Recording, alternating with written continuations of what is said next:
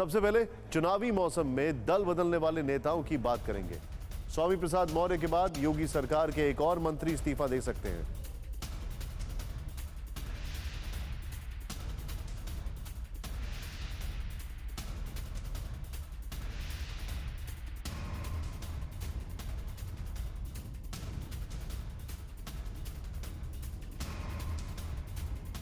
के में वन एवं पर्यावरण मंत्री दारा सिंह चौहान जल्द ही बीजेपी का साथ छोड़ सकते हैं, यह भी खबर आ रही है।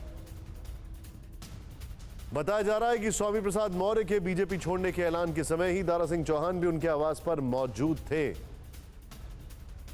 सीधे चलते हैं अभिषेक उपाध्याय हमारे सहयोगी हमारे साथ। अभिषेक, क्या यह समझा जाए कि यह बंगाल का रिवर्स सब कुछ हो रहा है? जो बंगाल में ममता दीदी के साथ हुआ वो उत्तर प्रदेश में बीजेपी के साथ हो रहा है।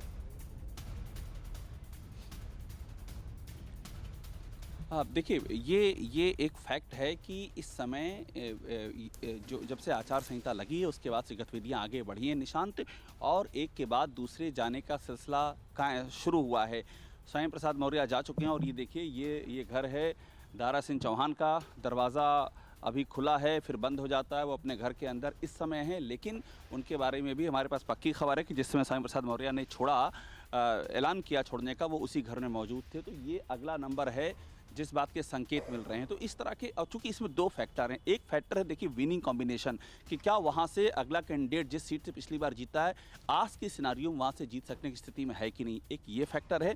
दूसरा, आने वाली संभावनाएं कि कहाँ बेटर प्लेस्ड होंगे। तो ये इस समय गतिविधियां यहाँ मैं आपसे दो फैक्टर पूछता हूँ जी।